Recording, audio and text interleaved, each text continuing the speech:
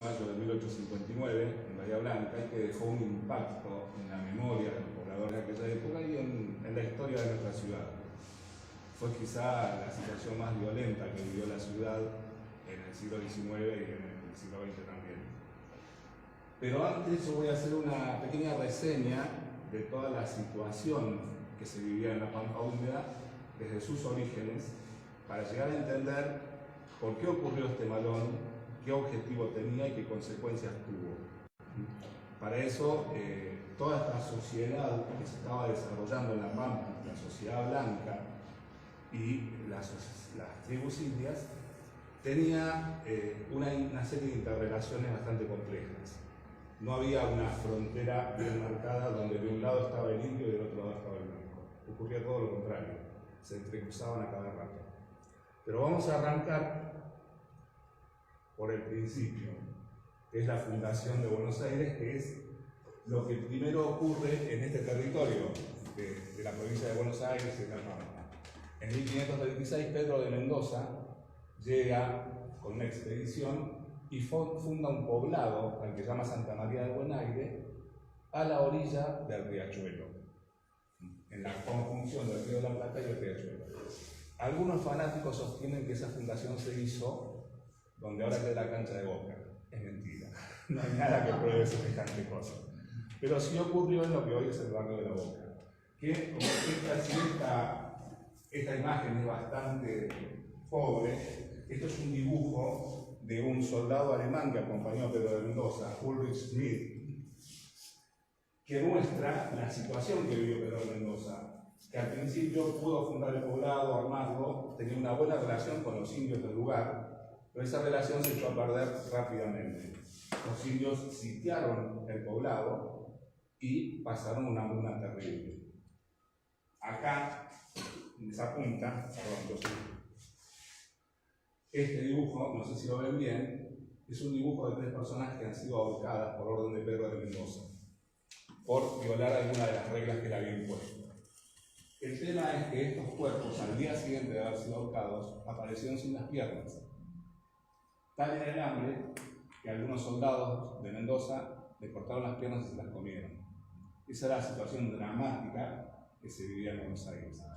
Hay un libro de Manucho Mujica Lainez, de la misteriosa Buenos Aires, donde cuenta varias historias de Buenos Aires. El primer cuento es el relato de esta situación, el hambre. ¿Qué ocurrió con esto y por qué viene a colación? En estas circunstancias, a Pedro de Mendoza se le escapan vacunos y caballos que había traído. Los pierde por el ataque de los indios y luego Pedro de Mendoza se va a ir de vuelta a España. Algunos de los pobladores van a remontar el Paraná y van a esta Asunción del Paraguay. Pero estas vacas y estos caballos que quedan libres pasan 44 años hasta que llega Juan de Garay a fundar por segunda vez Buenos Aires, y esta vez lo hace, y eso sí es correcto, en lo que es actualmente la Plaza de Mayo y la Casa Rosada. Ese es el núcleo fundacional de Buenos Aires. En todo ese periodo y en los 200 años siguientes, todos estos animales viven libremente y se reproducen de una manera espectacular. Tienen un lugar amplio, tienen buenas pasturas, tienen agua y viven libres. Hacia el siglo XVII, mediados del siglo XVII, algunos viajeros hablan de que la cantidad de animales que había, quizá la cifra es exagerada, pero hablan de 200 millones de animales. Lo que es concreto es que es una nueva riqueza que empieza a poblar la Pampa, donde antes solamente había animales de cacería, zorros, ñandúes, guanacos. Surge una nueva riqueza en toda esta área. Y eso genera dos avances de la civilización. Por un lado, desde Buenos Aires empiezan a acercarse hacia el Salado y hacia el interior de la provincia, se van formando estancias, de a poco, que van en busca de ese ganado. Es una riqueza que está libre en la Pampa. Y por el otro lado, se produce lo que se llama la araucanización de la Pampa. Desde la Araucanía empiezan a cruzar tribus que también vienen en busca de lo mismo, de ese ganado que está libre y eso hay que capturarlo. No sé si alguna vez oyeron hablar de las vaquerías. Salían partidas de paisanos que con una cuchilla le cortaban el garrón a la vaca y así tomaban 1000, 2000 vacas de una gran manada y después las cuereaban. Porque lo que valía era el cuero, había tantas vacas, lo único realmente de valor era el cuero.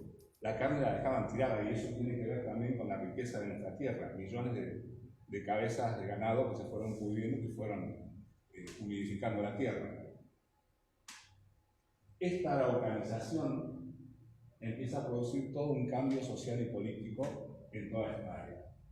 Por un lado avanza la civilización blanca, por el otro lado los araucanos empiezan a penetrar en toda esta zona. Los indios de esta zona, los reales, eran los tehuelches, también llamados, o digamos, mejor llamados Aoniquén. Ese era el verdadero nombre de estos indios de esta zona.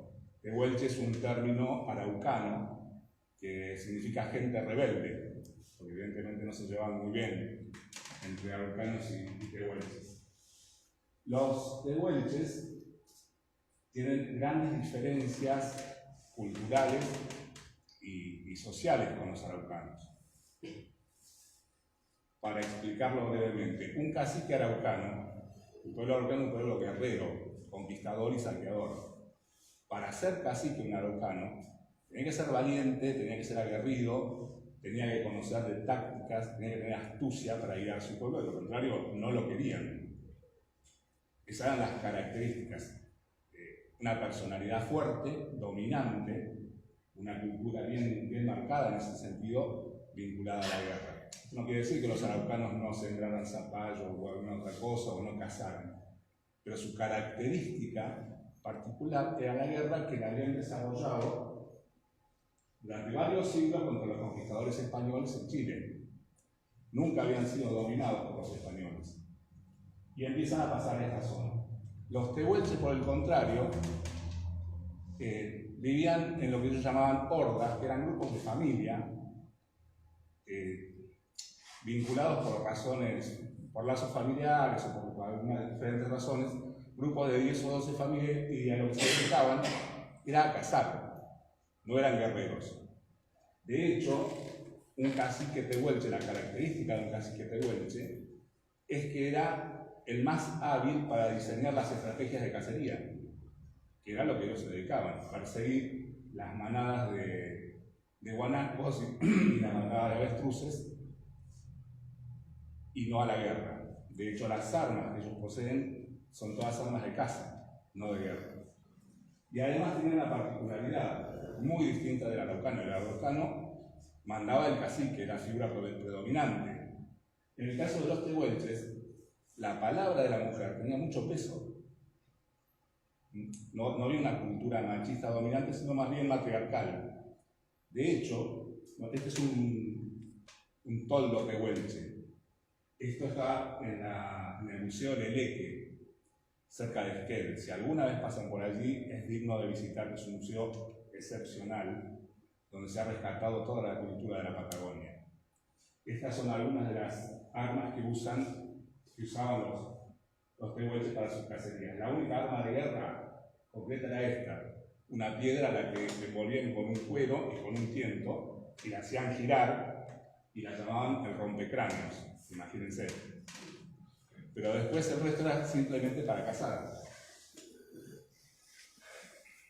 Este es un toldo tehuelche de la época, del año 1890, por ahí, más cerca. Tan matriarcal era la cultura tehuelche que durante 40 años, más o menos desde 1800 hasta 1841, tuvieron una cacique, María Grande, que era una cacique tehuelche a la cual conocieron Charles Darwin y Luis María Bernet.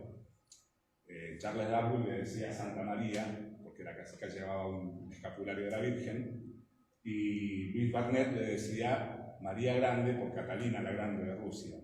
El hecho es que esta mujer gobernó durante 40 años a las tribus tehuelches y todos la respetaban porque era muy sabia.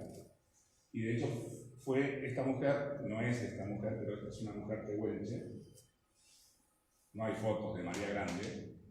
María Grande visitó las Islas Malvinas durante la gobernación de Luis Bernet. Estuvo un mes con él porque Bernet quería establecer un lazo comercial con los tehuelches que estaban, los tehuelches de María Grande, que estaban en esta zona, los tehuelches del sur, y de ahí se querían conectar con la gente de las Islas Malvinas, el proyecto que se abortó por la invasión inglesa de 1833. Ahora bien, cuando empiezan a avanzar los araucanos, tienen enfrentamientos con los tehuelches. A ver si lo vemos acá. Hay un cacique famoso de los araucanos, Chocorí, que era muy violento, y tiene varios enfrentamientos con los tehuelches en la zona de Río del Sur, de Río Negro y Chubut. Hay 3 batallas, Languineo, Barrancas Blancas y Yotel Caique, donde los tehuelches son prácticamente masacrados. ¿Cuál era el problema? El araucano era guerrero, era pequeño, ágil, retacón. El tehuelche era alto, 1,90 m de altura, casi 2 metros, pesaba 100, 120 kilos, y no estaba preparado para la guerra.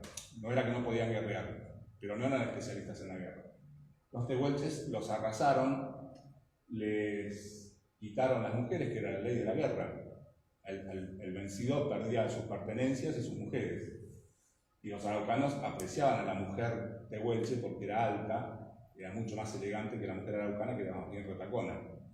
Esto se va a reproducir después en los malones con las cautivas. De modo que de esta forma los tehuelches terminan quedándose en el sur. Toda la zona esta de Río Negro, Neuquén, pasa a ser copada por los araucanos, que eran las tribus borogas, que empiezan a penetrar en todo lo que es la provincia de Buenos Aires, La Pampa, el sur de Córdoba, San Luis, y se van estableciendo allí. Todo esto ocurre a principios de 1800 y se acentúa a partir de 1820, 1830. En ese periodo es cuando se funda Bahía Blanca, en 1828, el coronel Ramón Escomba. El comandante de frontera de la provincia de Buenos Aires era Juan Manuel de Rosas, que tiene gran influencia en la fundación de Bahía Blanca. Y Rosas, cuando llega al poder, intenta resolver este problema porque además había un grupo que no era una etnia, no era una tribu, sino que era una banda, que eran los Pincheiras. Los Pincheiras era una banda constituida por indios, desertores, gauchos, indios chilenos, indios de este lado de los Andes, y sobre todo varios oficiales realistas que respondían a Fernando VII. Es decir, era una banda, pero a la vez había ahí una cuestión política. Actuaban como una especie de guerrilla contrarrevolucionaria, haciéndole todo el daño posible a las nuevas naciones que se habían independizado. En nuestro caso, también en Chile, porque actuaban tanto en Chile como en Argentina. Estos Pincheiras generaron una enorme ola de violencia y llevaron consigo varias tribus borogas que se dedicaron a malonear. En 1832, Rosas termina su primer mandato como gobernador y decide lanzar una campaña al desierto, que es la primera campaña al desierto. La segunda fue la derrota en 1859. Manda 3 columnas, una que es la del sur, que parte desde Bahía Blanca, que es la que dirige Rosas y el general Pacheco. Manda otra columna que bordea el río Colorado y tiene otra columna más que va a bajar de Mendoza, dirigida por el fraile Aldao, que termina fracasando, no la llevan adelante. Pero con esta columna, Rosas cumple los objetivos, que es correr a los Pincheiras, correr a los borogas, aquí sobre todo en la isla de Cholechuel, donde estaba afincado Chocorí. Chocorí era un cacique araucano, que tomó cautiva a una mujer tehuelche y tuvo con él un hijo que iba a ser Sayihueque, el famoso cacique del país de las manzanas. Sayihueque era mitad araucano, mitad tehuelche. Pues bien, esta campaña de Rosas hace que toda esta indiada repase nuevamente la cordillera. Y las tribus que quedan acá, en esta zona, algunas son apaleadas literalmente. De hecho, en la campaña de Rosas hay el doble de indios muertos que en la de Roca, cosa que realmente no se sabe. Se supone que la campaña de Roca fue terrible, pero la de Rosas fue mucho más grande. Y a su vez Rosas, con las tribus que se avienen a pactar con él, les propone un negocio diferente, a cambio de no malonear. A su vez Rosas, en este periodo, ha hecho llamar a dos caciques araucanos, que es el cacique Martín Toriano y el cacique Platero, para que vengan con sus tribus a establecerse en esta zona. ¿Con qué finalidad? Con la finalidad de nivelar el poder que tenían los boroganos, porque estos caciques vienen respondiendo a Rosas. Junto con Martín Toriano viene un cacique araucano llamado Juan Calfucurá. Calfucurá quiere decir piedra azul, porque este cacique en una laguna en Chile había encontrado una piedra de color azul que él sostenía que era una piedra mágica que le daba poderes, que lo conectaba con su Dios y le daba una fortaleza especial. Dicen los descendientes de Calfucurá que ellos todavía tienen esa piedra guardada como un tesoro. Pero bueno, esto fue lo que cimentó la leyenda de Calfucurá. Rosas pacta con los indios a cambio de que no maloneen, les entrega todos los años una cantidad de vacas y de yeguarizos, más los vicios, o sea, 1.500 vacas, 1.000 yeguarizos, tabaco, yerba, azúcar, mantas, ponchos, hasta les manda médicos para que los vacunen contra la viruela. A cambio de eso, mantiene tranquila la frontera. Esto ocurre desde 1833 en adelante. Inclusive los pocos pincheiras que se salvan vuelven a Chile y piden un perdón en Chile y dejan de malonear. José Antonio Pincheira, que era el líder, se entrega a las autoridades chilenas y le perdonan la vida y lo dejan vivir tranquilo a cambio de que no malonea. Durante todo este periodo se mantiene esta paz a cambio de la entrega de víveres. Para los indios era lo mismo. En vez de salir a malonear y arriesgarse, si recibían un premio del gobierno, se quedaban en calma. Eso no quiere decir que no hubo incidentes, pero eran mínimos. Y los controlaban los propios caciques. Es decir, los propios caciques ponían orden dentro de las tribus. Martín Toriano es traicionado por un grupo de borogas y muerto cerca del Fuerte Independencia en Tandil. Y entonces asume el poder Calfucurá. Calfucurá era un personaje increíble, hábil, astuto, valiente, violento, sin escrúpulos, pero con grandes habilidades diplomáticas. ¿Qué hace Calfucurá? Él tiene establecida su toldería en Guaminí, en la zona de Guaminí y Carué, aunque después él se va a establecer concretamente en las Salinas Grandes, en La Pampa. Pero aquí, en Carué, invita a todos los demás caciques de las tribus borogas a una reunión en un campamento que se llama Masallé. Esto es en 1834. Gran fiesta, hace asado, carnean varias vacas, regalos para los caciques, mucho alcohol, profusión de alcohol, gran amistad con todos. Cuando están todos borrachos, los manda a degollar a todos los caciques boroganos. Y queda él como único cacique de La Pampa, ya que todas las tribus quedan sin sus líderes y terminan aceptando el poder de Calfucurá. Esto le da la capacidad, porque algunas tribus que no participaron de eso terminan aceptando, porque claro, Calfucurá se vuelve el dueño de toda La Pampa, todas las tribus le obedecen. Entonces los ranqueles que estaban más al norte, sobre el sur de Córdoba y San Luis, terminan pactando con Calfucurá. Y Vicente, que tenía una tribu chica y pocos indios, y que era muy rebelde, no le simpatizaba para nada a Calfucurá, pero termina pactando con él porque evidentemente no se podía enfrentar al poder que había adquirido Calfucurá. Y Calfucurá negociaba con el gobierno de Buenos Aires que se le entregaran todas las cosas que pedía a cambio de no malonear. Era una situación de extorsión permanente, que mientras estuvo Rosas en el poder, se llevaban de maravillas porque Rosas conocía muy bien a los indios y Calfucurá no iba a ser más astuto que Rosas, que también era bravo.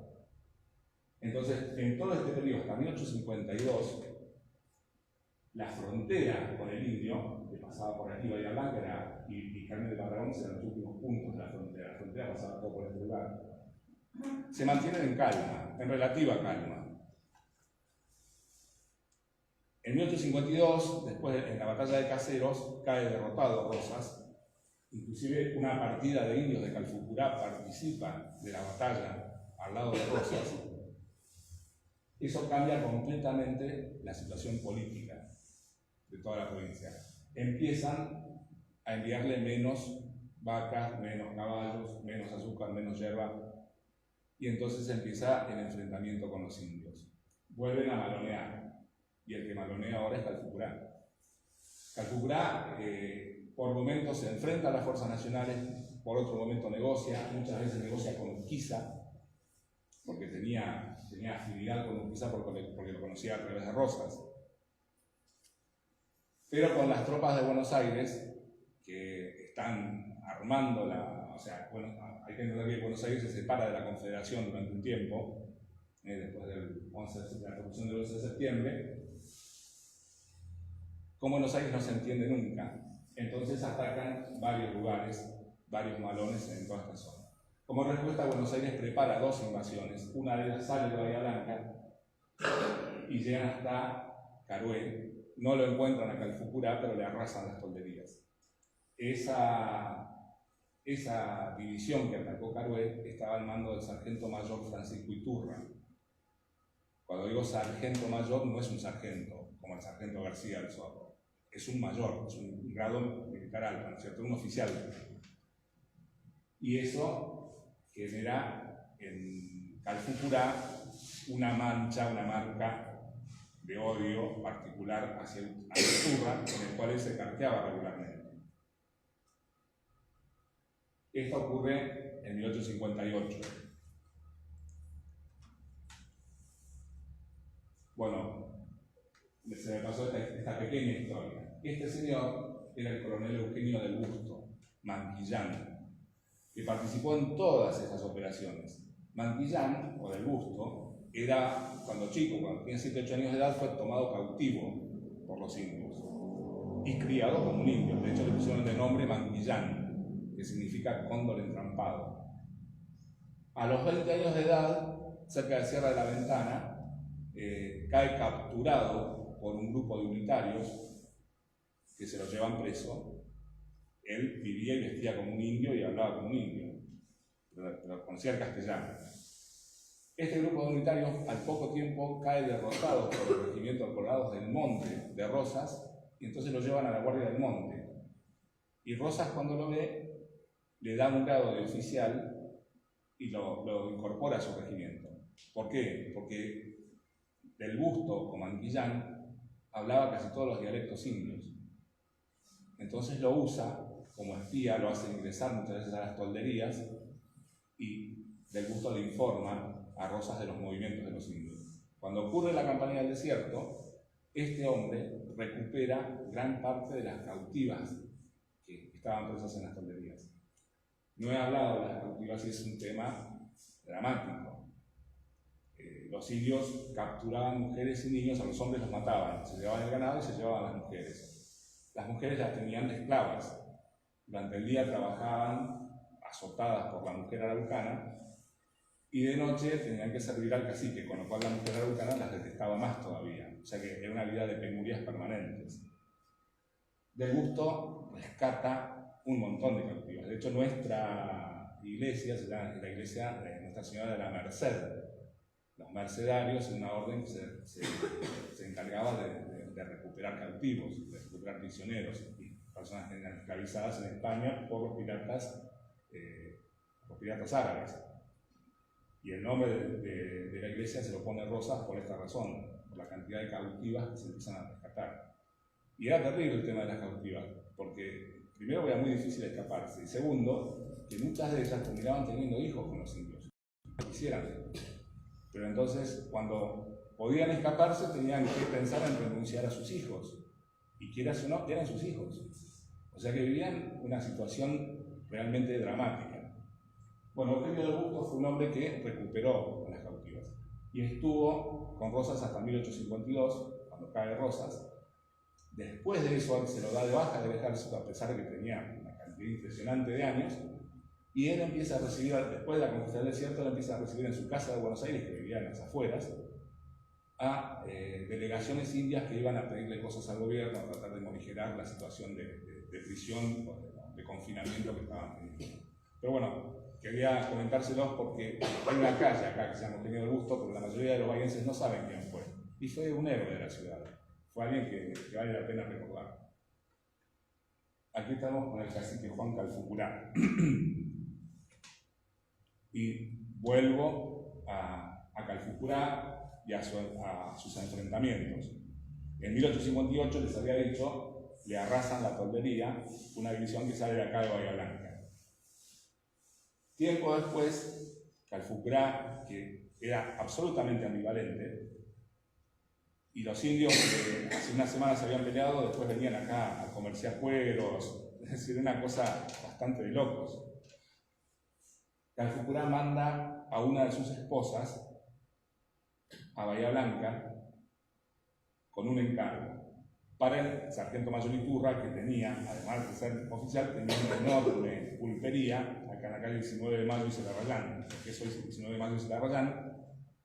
Y Calfucurá siempre mandaba una carta, mandaba en el emisario y se mandaba una carta diciendo: dele una ropa, dele botas, dele esto, dele aquello. Y era como los artistas de hoy, todo era canje, no pagaba nada. Lo que hacía era dejarles en claro que si no cumplían con sus deseos, iba a haber una maloneada. Con lo cual era una forma de calmarlo, tranquilizarlo. Manda a esta mujer, que era una de su harén, Iturra la detiene y la manda presa a Carmen de Patagones. Era una forma de decirle a Calfucurá: yo también tengo poder. Y Calfucurá le debía a Iturra. De esto yo no tengo datos exactos, pero se comenta que Calfucurá había secuestrado a una mujer de Iturra, una primera mujer de un hijo, y el hijo murió y la mujer desapareció y no la vio nunca más. De modo que había razones para un odio común. Esa es otra ofensa que Calfucurá toma debida nota. Y meses después aparece en escena José María Bulnes Llanquetruz, cacique de los Ranqueles. Llanquetruz durante años había maloneado, pero hacia 1857 el gobierno firmó con él un tratado de paz y entonces decidió no malonear más. Pero tenía malas costumbres. Regularmente venía a Bahía Blanca, a las pulperías, se emborrachaba mal y terminaba peleándose con alguno, matando a alguien a cuchilladas. Hacia octubre, más o menos de 1858, repite la misma escena. Viene a la pulpería de Silva, que quedaba del otro lado de la plaza. Imagínense que Bahía Blanca eran unos pocos ranchos. Ahora les voy a mostrar un plano de Bahía Blanca de esa época. Se pelea con un jefe, un teniente de las Guardias Nacionales, que se llamaba Jacinto Méndez. Salen afuera de la pulpería, un duelo criollo, y Jacinto Méndez lo despojó a puñaladas. Llanquetruz ya era un hombre grande, pero un hombre fuerte, lo que pasa es que estaba totalmente alcoholizado. Y Llanquetruz era yerno de Calfucurá. En uno de sus pactos, Llanquetruz se había casado con una de las hijas de Calfucurá. Calfucurá y Llanquetruz se detestaban. No se querían para nada y se habían traicionado mutuamente varias veces. Pero era el yerno. Y además esa era la excusa de Calfucurá para tomar venganza de todas las otras ofensas. Es decir, de convocar a todas las tribus y venir a tomar venganza en Bahía Blanca. Ese es probablemente el principal motivo del malón a Bahía Blanca. un acto de venganza de parte de Calfucurá, porque le habían arrasado los toldos, porque había sido presa su mujer, había mandado una de sus mujeres, había mandado a Carmen de Patagones, y la muerte de Yanquetruz, que quizá era la que menos pesaba en la mentalidad de Calfucurá, pero las otras dos cosas sí le molestaban. Entonces, sigilosamente, prepara un malón. Este es un plano de la fortaleza. Esto, ahí el punto 3, es la comandancia de la fortaleza. Es donde estamos ahora. Más o menos a esta altura estaba la comandancia de la fortaleza. Y estas son las calles Tomba y Chiclana, esto es Calle Higgins, Gates y Brown, esto es la avenida Colón, esto que pasa por acá, y esta es la calle Moreno. Esa era la disposición de la fortaleza protectora argentina que fundó Ramón Estomba y que diseñó Narciso Parchafe. Y este es un plano de Bahía Blanca de 1859, acá está la fortaleza, esto era la plaza Estomba en esa época, ahora se llama Plaza Rivadavia, y acá estaban las diferentes casas de vecinos y pulperías. Ya Bahía Blanca en ese momento se había convertido en un polo comercial. Los estancieros de la zona, los indios y demás, venían a proveerse a Bahía Blanca. Y una pulpería no era un barcito, era un local de ramos generales, donde había de todo, donde se comerciaba con cueros, se podía comprar ropa, calzado, bebidas y un montón de cosas más. Esto era la Bahía Blanca de aquella época. El 19 de mayo de 1859, un vecino, el gallego Mora, da el aviso de que se viene el malón y que han visto indios en las cercanías. Los indios entraban por el bañado de Jiménez. El bañado de Jiménez es lo que hoy es el Parque de Mayo. En esa época no había los árboles que hay en el Parque de Mayo, porque eso fue posterior, porque se hizo hacer un barrio parque, que al final no prosperó y después el municipio terminó tomando las tierras y haciendo un parque. Pero venían bordeando en la Postá y entraban de sorpresa por allí. ¿Por qué? Porque se calcula que eran los 3.000 indios. No eran los 3.000 de pelea, probablemente fueran 1.500 indios de pelea y el resto eran los que venían acompañando al malón. Pero semejante movimiento de gente genera polvareda y la fortaleza tenía mangrullos y tenía guardias avisorando el horizonte para ver si en algún momento aparecía una polvareda que podía ser una bandada de ñandúes, pero lo más probable es que fuera una banda de indios. Pero bueno, al entrar por el bañado de Jiménez, logran cierta sorpresa. Igualmente este vecino, el gallego Mora, logra avisar a la guarnición de que se viene un malón, y el comandante de la guarnición, de esto, acá está la fortaleza, ordena a todo el pueblo meterse dentro del fuerte y subir el puente levadizo. Con lo cual, la mayoría del pueblo se salvó de una carnicería. Ahora bien, los indios entraron por diferentes lugares. Estas líneas rojas son los indios, las diferentes grupos de indios que entraron a Bahía Blanca. Y por supuesto fueron a quemar las casas, los ranchos, e hicieron foco en la esquina de Celarrayán, perdón, acá, esto es Celarrayán, y lo que hoy es 19 de mayo, que es donde estaba el galpón de Iturra, la pulpería de Iturra. A la pulpería de Iturra la saquearon, le sacaron todos los cueros y se encontraron con un enorme depósito de alcohol. Digo, hicieron foco acá porque probablemente tenían la orden de Calfucurá de destruir esta pulpería. Iturra ya había muerto 2 meses antes, pero bueno, era lo que quedaba de él y de su familia, así que se lo prendieron fuego. Pero tuvieron el mal tino de empezar a tomar alcohol, de emborracharse. Entonces, en la fortaleza el comandante Orquera, José Olegario Orquera, no salió ni se movió para nada. Algunos deslizaron que era un acto de cobardía. Yo creo que no, yo creo que fue un acto de prudencia. Pero sí se movilizó la Legión Italiana, la Legión Agrícola Militar, que estaba donde hoy está la municipalidad, ahí tienen sus cuarteles. La Legión Italiana sale, reciben primero un ataque de los indios y luego salen a repelerlos.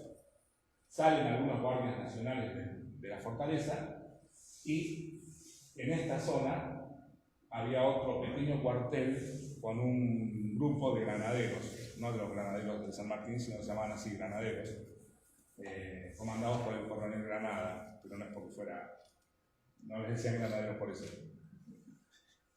Ellos son los que empiezan a repeler el ataque.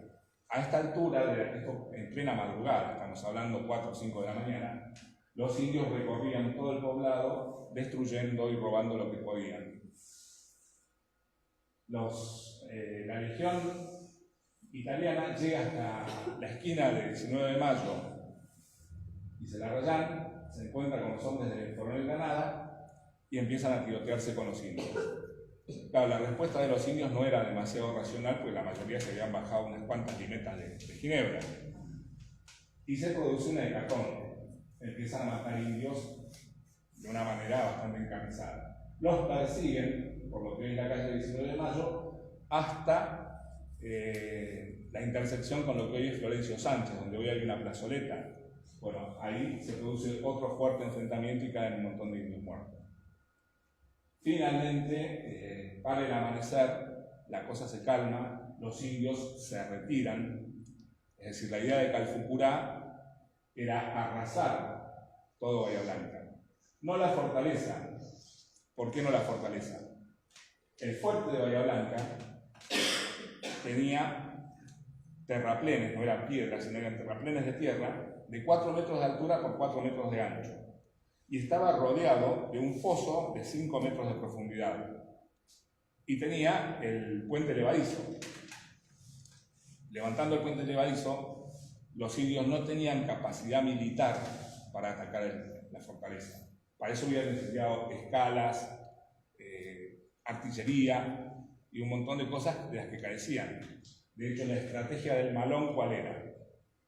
La estrategia del Malón era caer por sorpresa, actuar lo más rápido posible, matar al que se le cruce, robar todo lo que se pueda y huir lo más rápido posible. Porque siempre estaban esperando que viniera el contragolpe de las fuerzas militares. De modo que el ataque a la fortaleza no se produce, creo yo, porque Calfucurá es consciente de que va a ser una carnicería. Y si él ataca con su gente la fortaleza, va a perder 1000 hombres como nada.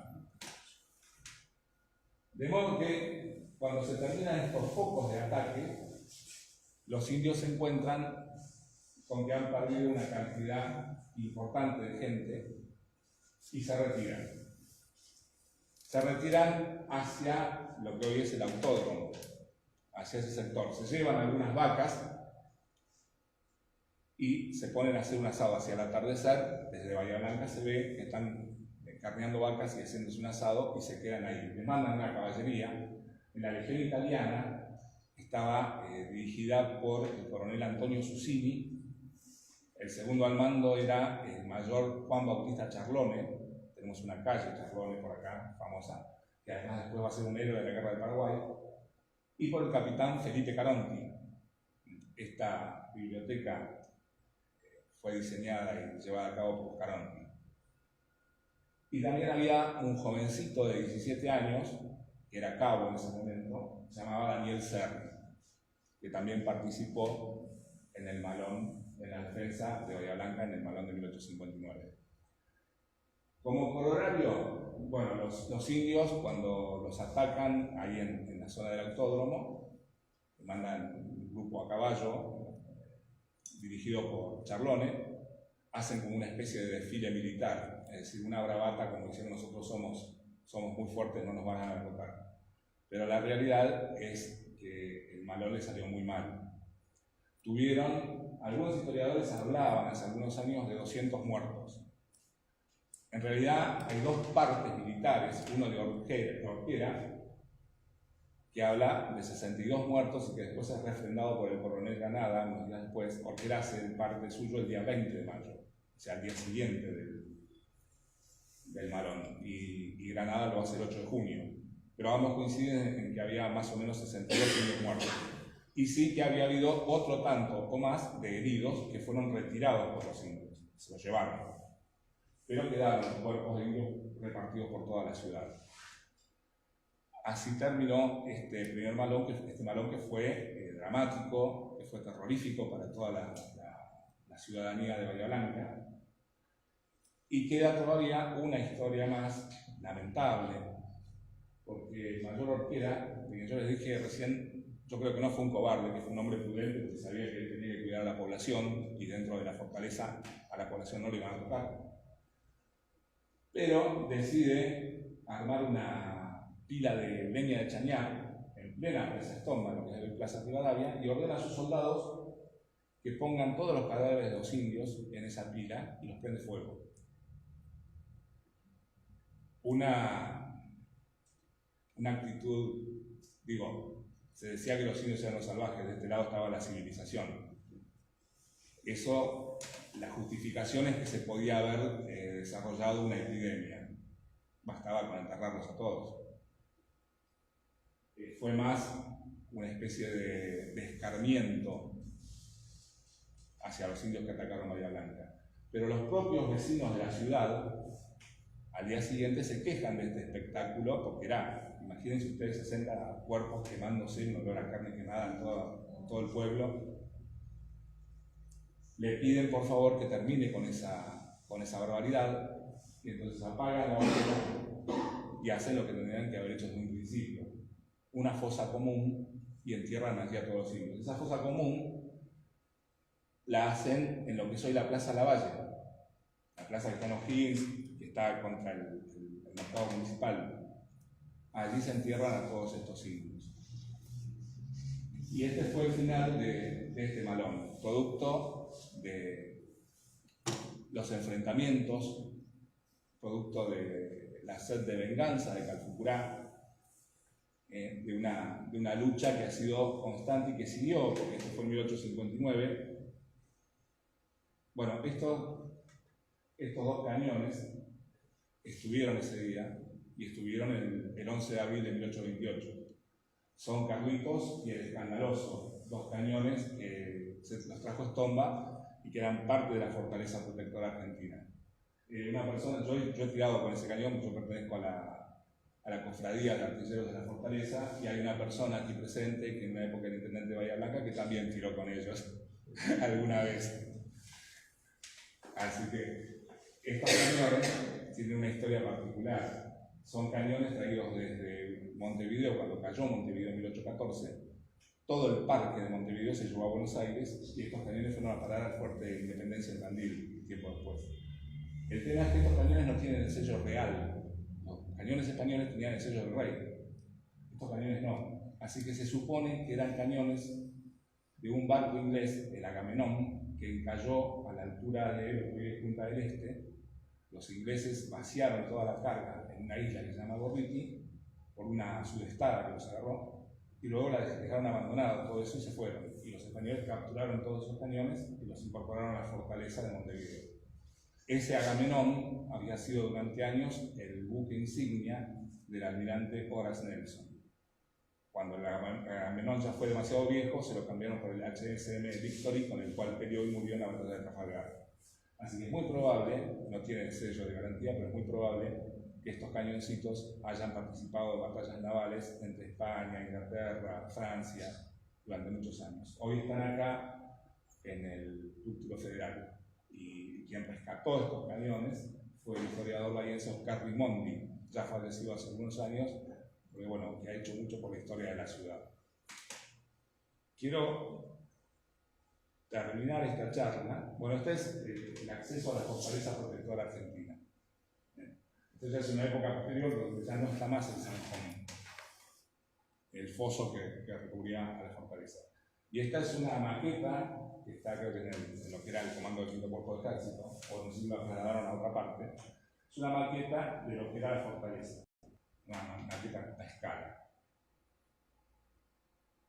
La historia con el indio siguió, y esto es la zanja de Alsina. Fue el producto de de una idea de Adolfo Alsina, que era ministro de guerra de Nicolás Avellaneda, que, a ver si lo tenemos acá, toda la línea azul que partía de Bahía Blanca era la Zanja de Alsina. No se alcanzó a completar porque llegaba hasta el sur de Córdoba. Y en un año y medio hicieron más de la mitad. Era un zanjón de 2 metros por 2 metros que tenía palo a pique de un lado y cuya intención era frenar los malones. Sirvió para poco. Los indios rompían los palos, con sus caballos saltaban la zanja y cuando volvían con el arreo hacían tirar las vacas en el zanjón hasta que se tapaba de animales muertos y pasaban con el resto del malón. Imagínense que cada malón se llevaban 10.000, 20.000 vacas. Tenían de sobra para armar un puente. Y esto es lo que ocurrió después, que se creó, paralela a la Zanja de Alsina, una serie de fortines. Varios de estos los creó el general Daniel Sarri, que tenía la función de alertar ante la posible aparición de un malón.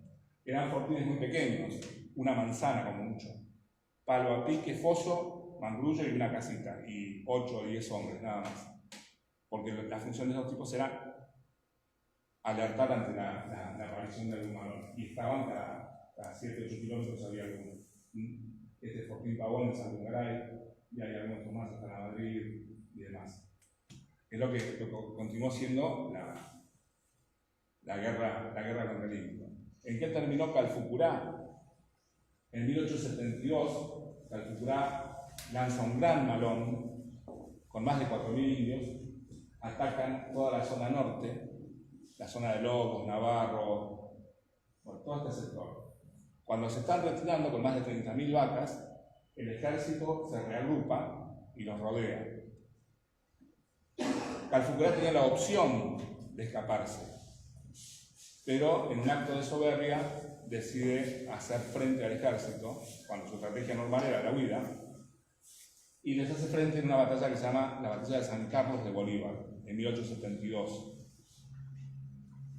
En esa batalla, las fuerzas del ejército cuentan con el apoyo de una tribu de Cipriano Catriel, que pone todos sus hombres, porque le debía unas cuantas a Calfucurá, tenía bastante bronca, y terminan derrotando a Calfucurá. Se tiene que abandonar el terreno. Calfucurá para esto ya era centenario, tenía 100 años, aún así montaba a caballo y combatía. Pero bueno, después de esta derrota, en esta batalla participan, entre otros, el coronel Francisco Borges, abuelo de Jorge Luis Borges, y un gaucho matrero que era de la zona de Lobos, que después se hizo famoso por una película, Juan Moreira, también participó de esta batalla. La derrota de San Carlos, que si bien perdieron unos 400 indios, él tenía 4.000, le produce a Calfucurá una depresión tan grande que se refugia en Carué y a los pocos meses muere. Pero muere bajo un estado de depresión. Y antes de morir tiene dos cosas. Primero le dice a su hijo, Juan Namuncurá, que defiendan el Carué hasta la última lanza, porque el Carué era la punta de su imperio. Carué está por acá están las Salinas y acá estaba Cholechuel. Este triángulo así era el imperio salinero. Si perdían, les dice, si perdemos Carué, perdemos todo. Y pocos días antes de morir tiene un pequeño gesto humanitario. Era costumbre entre los indios ranqueles y los araucanos que cuando un gran jefe moría, mataban a sus mujeres y a sus esclavos, a sus cautivos. Y esto ocurrió varias veces. Calfucurá, consciente de que se iba a morir, le ordena a sus capitanescos que liberen a las cautivas, que liberen a todos los esclavos que tenían para salvarles la vida. Después de eso se muere. Al final de su vida tuvo un gesto de humanidad. Un personaje controvertido, político, hábil, astuto, engañador, valiente. Una personalidad de la cual uno no puede enamorarse y decir qué maravilla, pero es digna de analizar todas las habilidades que tuvo, lo violento que fue y cómo supo negociar con los diferentes gobiernos, con las diferentes situaciones que había, con su propia gente. Tremenda la historia de Juan Calfucurá. Alguien lo llamó el Napoleón de las Pampas. no sé si están así, pero realmente un personaje tremendo. Después de esto, esta fue ya la retirada de los indios. Poco después cae este otro gran cacique que era Vicente Catunao Pinzén. Pinzén no era araucano, era argentino. Él mismo lo dice, yo soy indio argentino. Y no era amigo de Calfucurá, a veces eran aliados, pero no era amigo. Pinzén nunca tuvo más de 200 indios de pelea, y sin embargo lo volvió loco a todo el ejército de frontera, y su principal rival era el general Conrado Villegas. Villegas era un hombre de un coraje enorme, participó de toda la campaña del desierto. En determinado momento, en 1872, persigue un grupo de indios con 7 o 8 soldados que lo acompañaban. Pasan unas lomadas, pensando que están persiguiendo a 15 o 20 indios, y de pronto se encuentran con toda la tribu de Pinzén que los estaba esperando. Era un señuelo, lo hicieron entrar. Los atacan, muere la mayoría de los soldados huyendo, hasta que finalmente un indio lo lancea a Villegas y cae herido. Y los demás indios lo van a eliminar. Y Pinzén dice, no, déjenlo que ese es Villegas, es mucho toro, yo te perdono la vida. Y Villegas salvó su vida después. Igual siguieron siendo enemigos, después le robó los blancos de Villegas, que es una historia larga. Finalmente, en 1878, Pinzén cae prisionero. Villegas ataca a los toldos, Pinzén cae prisionero, que él se escapa solo con un hijito de él. Pinzén tenía alrededor de 80 años. Así, había foto de Pinzén. Y lo llevan atado, se lo presentan a Villegas, porque era el gran premio. En Buenos Aires, todos lo felicitan a Villegas por haber capturado a Pinzén. Pinzén le dice, ahora vos matando a Pinzén, Villegas. Y Villegas lo hace soltar y le dice, no, vos sos mi amigo, no te voy a matar. Un gesto de un guerrero hacia otro guerrero, que probablemente en Buenos Aires o en otras partes no se entendieran, pero estos hombres se la pasaron peleándose, terminaron respetándose, tratándose como adversarios, pero con mucho respeto. Eso es un poco de las historias que ocurrieron en la campaña del desierto y en todo lo que fue el siglo XIX, la lucha contra el indio, donde hubo de todo. Hubo gente excelente, hubo gente terrible, hubo gente violenta, y hubo gente que se comportaron como caballeros, aún entre los indios. Así que, bueno, este es otro cacique Joyel, que es uno de los que sobrevivió a la comunidad del desierto. Pero bueno, hasta aquí mi historia contándoles lo que fue el malón del 19 de mayo y el contexto en el que se vivió, lo que fue la lucha contra el indio, lo que costó lograr el progreso de esta ciudad, que se va a agrandar con la llegada del ferrocarril, después de la conquista del desierto y con la creación del puerto. Pero bueno, eso es otra historia. Hasta acá llega mi historia y yo les agradezco a todos que hayan venido y que hayan tenido la buena educación de escucharme.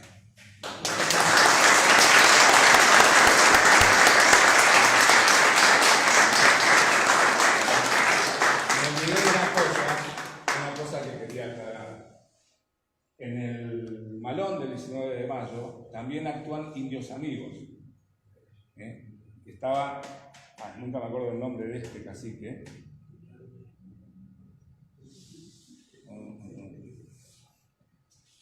Ya lo tengo por acá. Bueno, se llamaba Antelef, uno de los caciques. El otro cacique se llamaba Linares. Miren de dónde vienen ciertas cacicazgos acá. Bueno, gente, muchísimas gracias por su presencia. Gracias.